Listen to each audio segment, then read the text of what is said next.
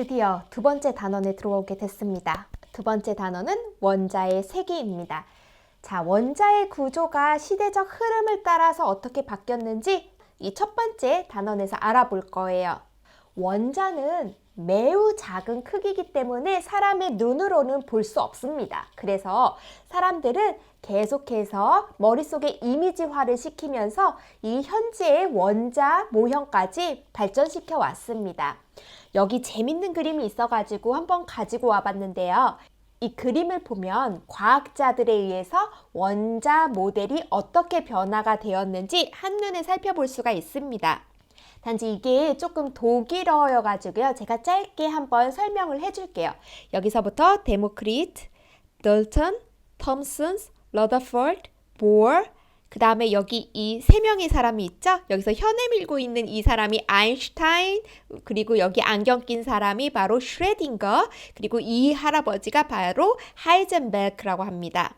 아인슈타인이랑 이 슈레딩거는 양자역학의 양대산맥이라고 할 수 있잖아요. 이 두 분 다 저희 대학의 물리학과 교수님이셨거든요. 그래서 지금도 저희 이과대학 도서관 이름이 이 슈레딩거 교수님의 이름을 따서 슈레딩거 챈트룸이라고 합니다. 각각의 이 과학자들과 철학자들이 원자 모델이 어떻게 생겼는지를 다음 스크립을 통해서 자세하게 알아보겠습니다. 자, 첫 번째 데모크리트입니다.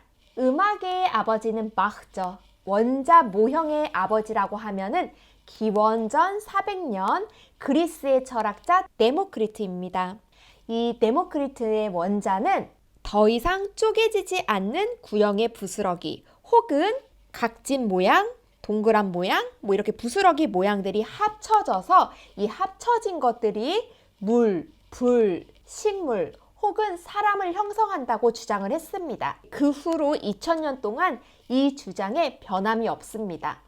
사실 이 화학이라는 역사가 긴 학문이 아니에요. 거의 200년의 역사를 가지고 발전시켰기 때문에 대학에서 강의를 듣다 보면 교수님들께서 막 이렇게 설명을 하시다가 이 반응의 메커니즘은 아직 잘 밝혀지지 않았는데? 잘 모르겠는데? 라고 하실 때도 있고요. 어떨 때는 이 새로운 물질을 얼마 전에 우리 학교에서 합성하는 방법을 발견했어 라고도 말씀하실 때가 있어요. 그렇기 때문에 화학은 정말 앞으로 무궁무진하게 더 발전할 수 있는 학문이라고 생각을 합니다. 자, 그렇게 2000년의 시간이 지난 다음에 과학자 돌턴이 나와서 다시 한번 이 주장을 바꿉니다. 돌턴은 원자는 더 이상 쪼개지지 않는 구형의 모양이며 화학적 조성을 통해, 그러니까 화학적 반응을 통해서 다시 새롭게 물질을 만들 수 있다고 주장했습니다.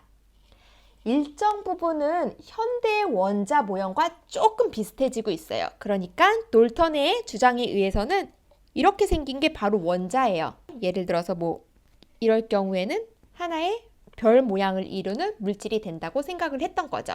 자, 다음 20세기에 들어와서는 톰슨이라는 과학자가 바로 전자를 발견을 하게 됩니다.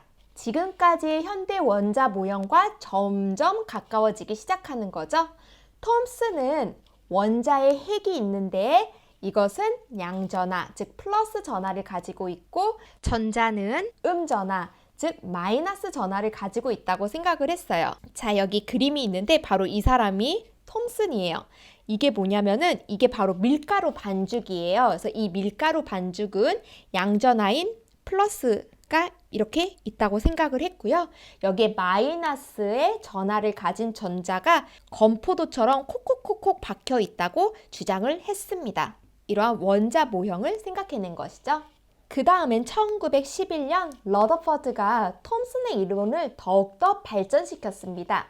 러더퍼드는 알파 입자의 실험을 통해서 원자의 핵을 발견하게 됩니다. 러더퍼드에 의하면 이렇게 핵이 있고요. 전자가 이렇게 있다고 생각을 한 거예요. 자, 여기 그림을 보면은 종이를 이렇게 두고 총을 땅 쏘게 되면 어떻게 돼요? 총알이 종이를 뚫고 나가서 여기에 박히겠죠? 근데 다르게 한번 생각을 해볼게요. 여기가 종이가 아니라 어떠한 총알보다도 훨씬 더 단단한 금속으로 되어 있다고 한다면 총알을 여기다 땅 쐈을 때 뚫고 갈 수 있을까요? 아니죠. 이렇게 반사가 되겠죠? 이와 마찬가지로 러더퍼드는 금박지에다가 알파 입자를 쏘았습니다. 그렇다면 알파 입자는 어떤 건가요? 알파 입자라는 것은 두 개의 핵과 두 개의 양성자로 이루어진 입자인데요. 여기서 전자는 없습니다. 그렇기 때문에 질량은 두 개의 양성자를 갖는 헬륨과 비슷하다고 할 수 있겠죠. 그래서 이렇게 알파 입자를 이렇게 금박지에다가 쌌더니 어떻게 됐나요?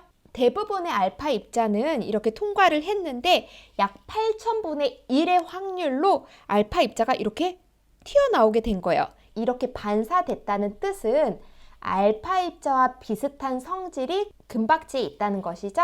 이렇게 실험을 마치고 러더퍼드는 왜 이렇게 입자가 반사되었을까를 고민하다가 이렇게 입자를 반사시키는 것은 바로 핵이라는 것을 발견을 했습니다.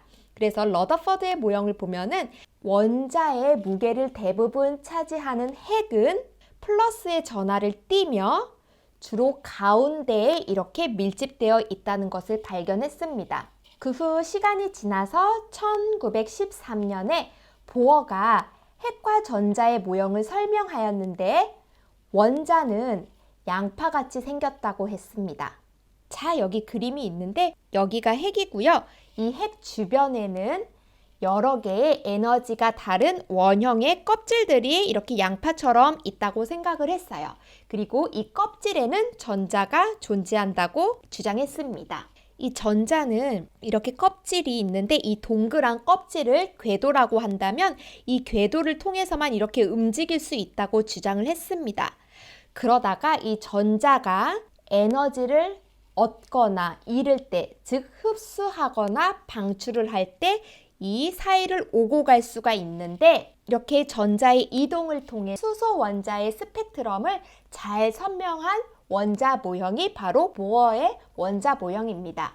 하지만 이것은 수소 원자에서만 설명이 가능했어요. 자, 그 다음 가장 현대 모형과 비슷한 양자 역학을 바로 아인슈타인과 슈레딩거가 발견을 합니다.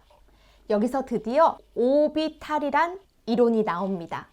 오비탈은 각각 전자가 들어갈 수 있는 방을 뜻하는 건데요.